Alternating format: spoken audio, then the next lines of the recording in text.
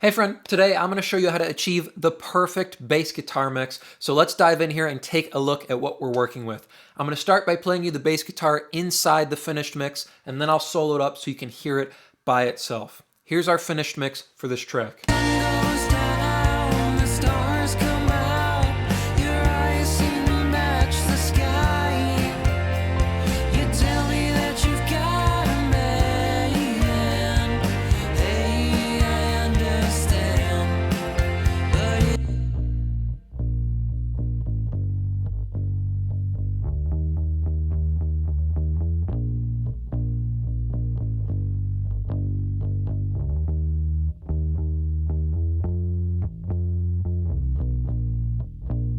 So you can hear our bass guitar is big, it's got a lot of body to it, it's got some nice bite in the top end, but the main component here we're looking at is how consistent and how even the bottom end is. Let me show you what's going on with the bass guitar, and then we're going to dive in to the key component, which is this multi-band compressor. Starting off at the top here, I'm pulling out a bunch of 200 here on the bass guitar because it's more of a violin style bass guitar, so there's quite a build up here in the low mids around that 200 hertz area. So I'm pulling a ton of that out here, rolling up our high pass filter to make sure we're focusing in on the fundamental frequency on the bass guitar. I really want to push this 80 hertz area.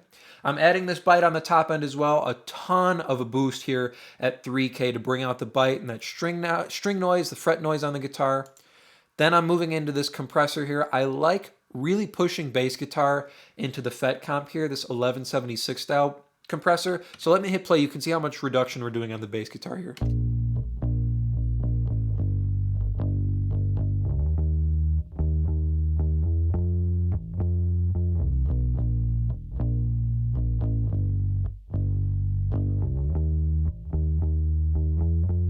We're doing about 5 to 7 dB reduction here. I've got the attack at 0.55 milliseconds here, and then the release is at 50 milliseconds, 4:1 ratio, just pushing up our input till we're getting that 5 to 7 dB reduction. And this is giving us a couple things here on the bass guitar. Number one, it's evening out the volume of the bass guitar overall, so we can kind of set it where we want it.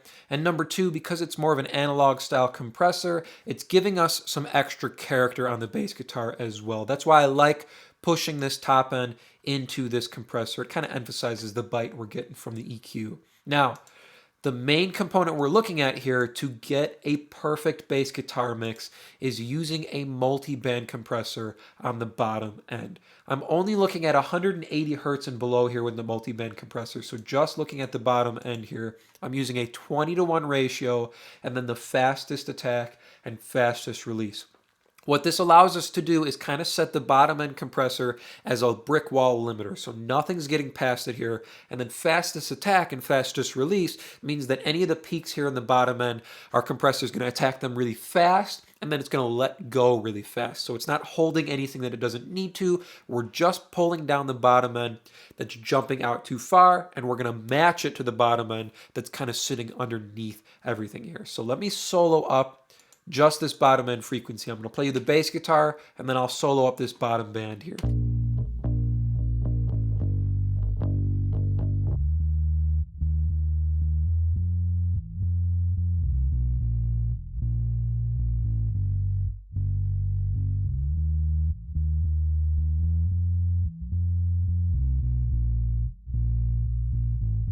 You can see we are absolutely obliterating the bottom end here. I've pulled the threshold down to about -30. We're at -29.04.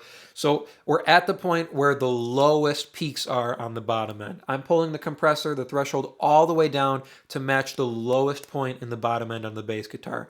That way everything above it's getting pulled down, and then we can pull our output gain up to set it back to where we want it inside the track here. This way, when we put our bass guitar back inside the mix, the bottom end is going to sit in one place and one place only. It's not going to move around even when he's hitting different notes. We're going to still have this really consistent and really even bottom end. So listen one more time here. You can look at where I have the threshold set, and then you can see the amount of gain reduction we're doing as well, which is going to look quite extreme. I'll also bypass the compressor so you can hear how the bottom end changes with and without this really extreme compression.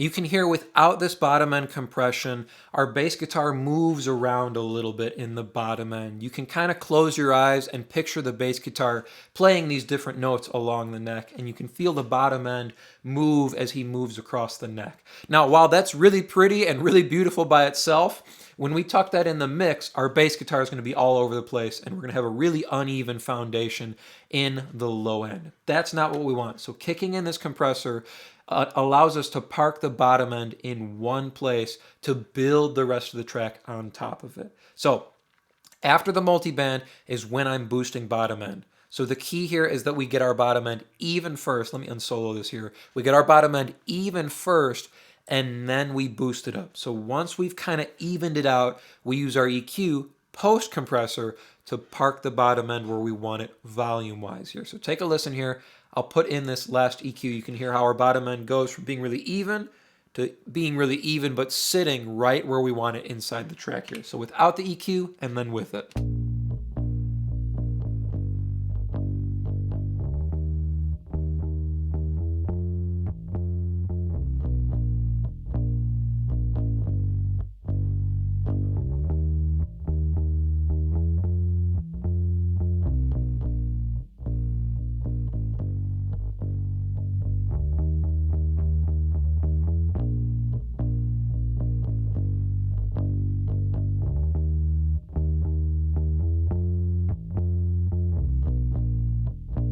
Now our bass guitar feels big, it feels powerful. I want you to take a listen though, what happens when I take out the multiband. So we've got everything else going.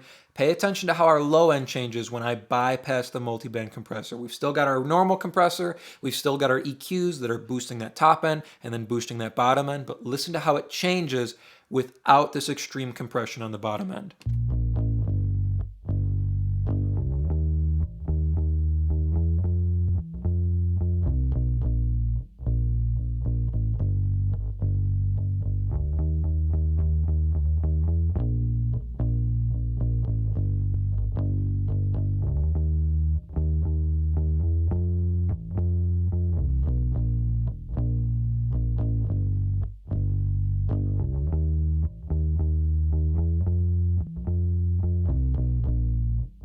Without the multiband in, still having that boost at the end of the chain here, our bass guitar still feels big, but it only feels big on some notes of the bass guitar. Only when he slides down and hits the fundamental frequency, that 80 hertz.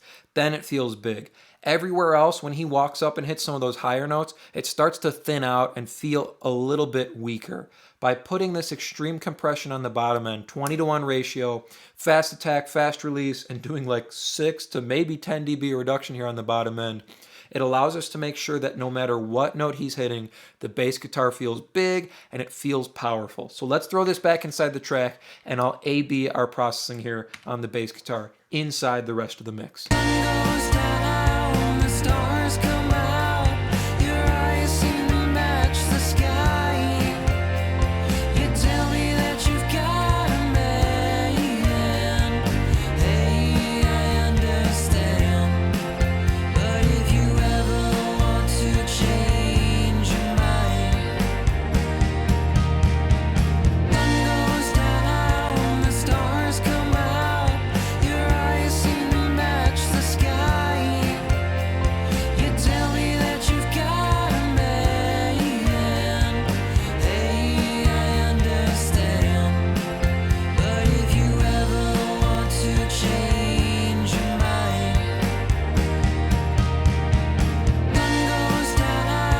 You can hear inside the mix here with all of our processing in with that multiband compressor, our bass guitar sits exactly where we want it. It feels big, it has a lot of low end bloom to it, it locks in with the kick drum, and the key to achieving that perfect bass mix is utilizing a multiband compressor to only compress the bottom end. So after we've got the rest of our chain in place, we pull in our multiband, 20-to-1 ratio, using it like a limiter, fastest attack, fastest release, and we pull down that threshold till it's sitting at the lowest point in the low end of our bass guitar. So we can park our low end exactly where we want it inside the mix. I hope that was helpful for you, but if you're looking to go a little bit deeper into the mixing process in its entirety and really start to hone your workflow as an audio engineer, then I have just the tool for you, and it is completely free.